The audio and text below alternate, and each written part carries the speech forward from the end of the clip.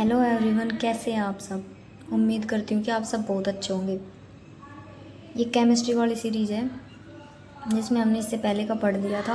अब हम पढ़ेंगे इलेक्ट्रॉन प्रोटॉन न्यूट्रॉन की संख्या ज्ञात करना। इसमें 4 स्टेप होते हैं इलेक्ट्रॉन प्रोटॉन न्यूट्रॉन की संख्या ज्ञात करने के, जिसमें पहला स्टेप है तत्व का निरूपण। जेड एक्स ए से लिखते हैं इसको ऐसे भी लिख सकते हैं और ऐसे, दोनों एक साइड। जेड परमाणु क्रमांक, ए परमाणु द्रव्यमान। ऐसे कार्बन का, नाइट्रोजन का, ऑक्सीजन का, इन सब को तत्वों का निरूपण ऐसे करते हैं, क्योंकि कार्बन का परमाणु क्रमांक 6 और परमाणु द्रव्यमान 12 है। स्टेप सेकंड में प्रोटॉन की संख्या जेड के बराबर होती है। प्रोटॉन की संख्या परमाणु क्रमांक के बराबर होती है। किसी तत्व का परमाणु क्रमांक प्रोटॉन की संख्या की जानकारी देता है। अब स्टेप थर्ड में देखते हैं, यदि कोई तत्व उदासीन है, मतलब उस पर कोई चार्ज नहीं है, तो इलेक्ट्रॉन की संख्या प्रोटॉन की संख्या के बराबर होगी। स्टेप 4 में जो न्यूट्रॉन की संख्या है वो परमाणु क्रमांक और परमाणु द्रव्यमान का अंतर होगी।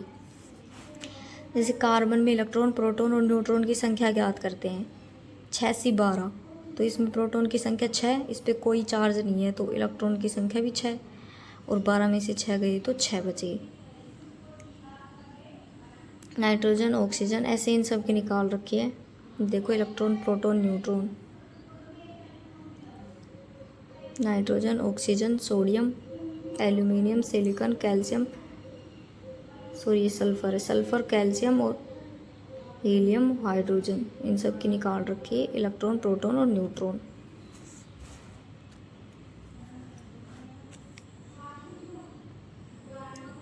अब क्लोरीन का, इसके आइसोटोप है ये, आगे देखेंगे। हाइड्रोजन प्रोटियम एकमात्र ऐसा तत्व है जिसमें न्यूट्रॉन की संख्या 0 होती है। न्यूट्रॉन की संख्या 0 होती है। ये ऑक्सीजन पे -2 चार्ज है, तो अगर कोई भी चार्ज ना हो और उदासीन हो तत्व, तो प्रोटॉन और इलेक्ट्रॉन की संख्या इक्वल होती है। लेकिन अब इस पे -2 चार्ज है। -2 चार्ज कब होगा? जब इसने ग्रहण किए होंगे इलेक्ट्रॉन, मतलब इसने 2 इलेक्ट्रॉन लिए हैं, इसलिए पहले इलेक्ट्रॉन की संख्या 8 थी और 2 इसने ले लिए, तो टोटल हो गई 10 संख्या।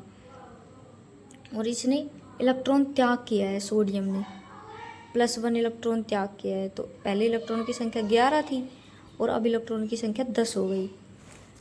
किसी तत्व की रासायनिक क्रियाशीलता इलेक्ट्रॉन पर निर्भर करती है। अब तत्व धनावेशित, उदासीन और ऋणावेशित होता है। धनावेशित कब होगा? जब इलेक्ट्रॉन त्यागेगा तो पॉजिटिव आएगा, और इलेक्ट्रॉन ग्रहण करेगा तो नेगेटिव चार्ज आएगा। ग्रहण करने पर नेगेटिव चार्ज आता है। अब जो धातु है, मेटल्स, उन पर पॉजिटिव चार्ज होता है, और जो नेगेटिव चार्ज होता है मतलब अधातु पर नेगेटिव चार्ज होता है। ठीक। अब कैल्शियम +2, इस पे +2 चार्ज है, मतलब ये धातु है, और इस पे -2 चार्ज है, मतलब ये अधातु है। अब जैसे मैंने पीछे बताया था वैसे ही इनका इलेक्ट्रॉन प्रोटॉन और न्यूट्रॉन हम ज्ञात कर लेंगे। सम इलेक्ट्रॉनीय, इलेक्ट्रॉन की संख्या समान होती है।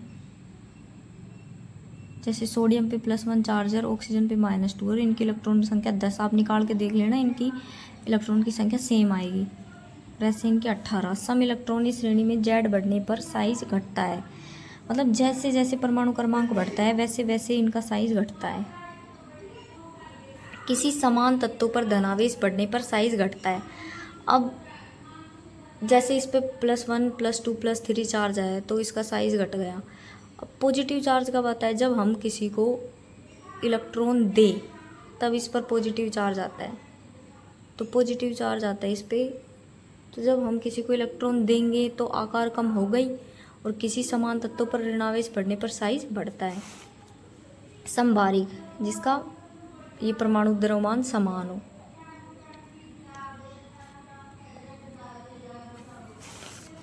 समन्यूट्रॉनीय आइसोटोन। न्यूट्रॉन की संख्या समान होती है इसमें, जैसे हाइड्रोजन में न्यूट्रॉन की संख्या 2 और हीलियम में नाइट्रोजन की संख्या 2। समस्थानिक आइसोटोप जिसमें Z समान होता है और A अलग अलग होते हैं।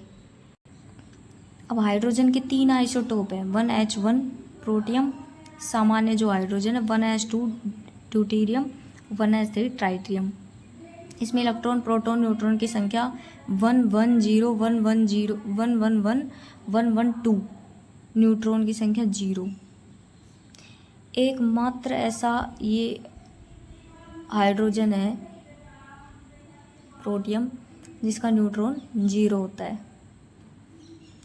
प्रोटियम का यूज साधारण जल H2 के निर्माण में किया जाता है। H1 इसका परमाणु द्रव्यमान 1 और कितने हाइड्रोजन है 2 हाइड्रोजन, और ऑक्सीजन का परमाणु द्रव्यमान 16, तो टोटल 18। अब डी का यूज D2O के निर्माण में किया जाता है और इसका भार टोटल भारी जल 20 AMU ड्यूटेरियम ऑक्साइड। इसका यूज़ किस में किया जाता है? इसका यूज़ किया जाता है नाभिक भट्टी में, नाभिक भट्टी में मंदक के रूप में और शीतलक के रूप में। तो शीतलक के रूप में इसका यूज़ D2O और मंदक के रूप में D2O ग्रेफाइट। नियंत्रक छड़ें जो कैडमियम और बोरोन की बनी होती है। T2O रेडियो सक्रिय समस्थानिक। अब कार्बन के आइसोटोप 3 आइसोटोप है कार्बन के, 8612, 8613, 8614। इसमें 8614 का यूज़ कार्बन रेडियो डेटिंग जीवाश्मों की आयु का पता करने में, कार्बन रेडियो डेटिंग में किया जाता है जो जीवाश्मों की आयु पता करते हैं कि ये कितने पुराने जीवाश्म हैं। जैसे क्लोरीन के 2 आइसोटोप है, एक 1735, एक 1732। पाए जाने की परसेंट ज़्यादा इसमें है 35 वाले में, 32 नहीं है 37 है।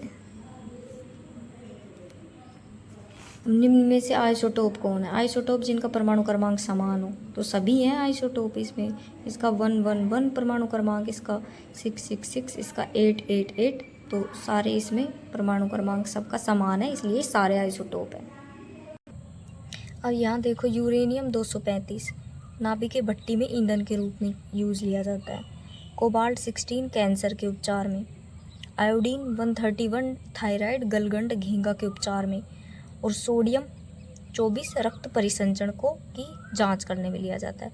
आइसोस्टर्न इलेक्ट्रॉन की संख्या समान होती है इसमें, जैसे CO2 में इलेक्ट्रॉन की संख्या 22 है, N2O में इलेक्ट्रॉन की संख्या 22 है, तो इसमें इलेक्ट्रॉन की संख्या सेम।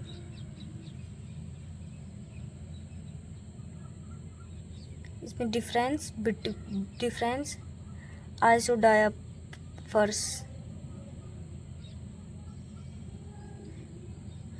N-P, ये आइसोडायफर्स, इसमें डिफरेंस N-P जो सेम होता है। न्यूट्रॉन और प्रोटॉन का डिफरेंस सेम है 1-1।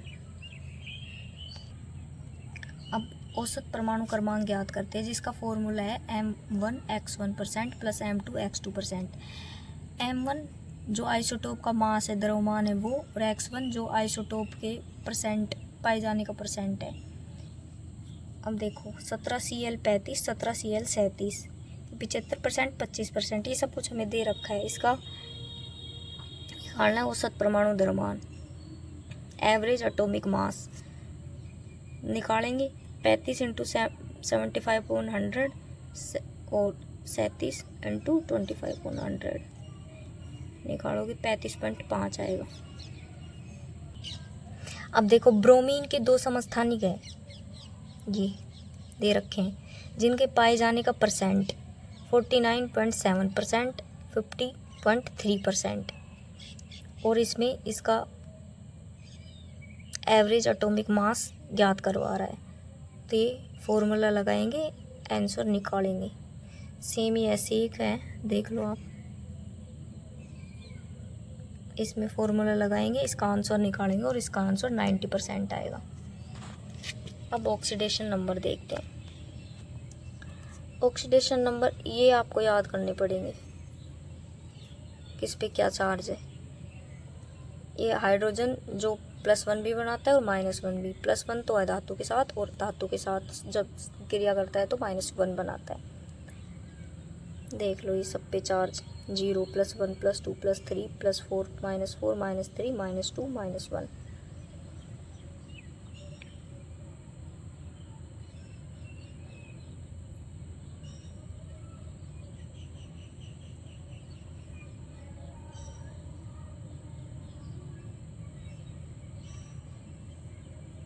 सबसे ज़्यादा इलेक्ट्रॉन नेगेटिव एलिमेंट्स FONC।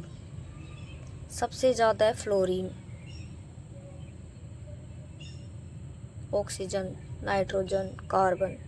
सबसे ज़्यादा इलेक्ट्रॉन नेगेटिव एलिमेंट है ये।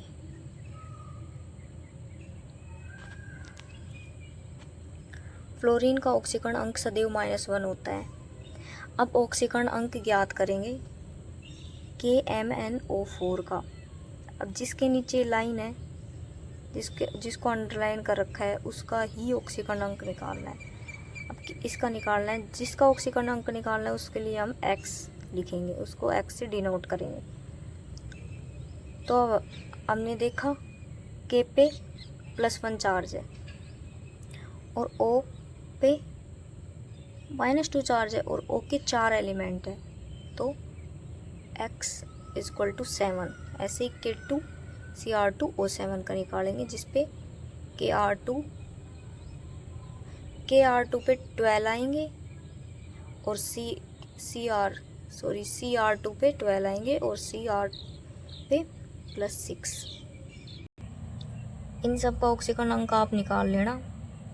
MnO4- Cr2O7- SF6 PCl5 SF4 H2SO4 PCl3 HNO3 H2O NaCl2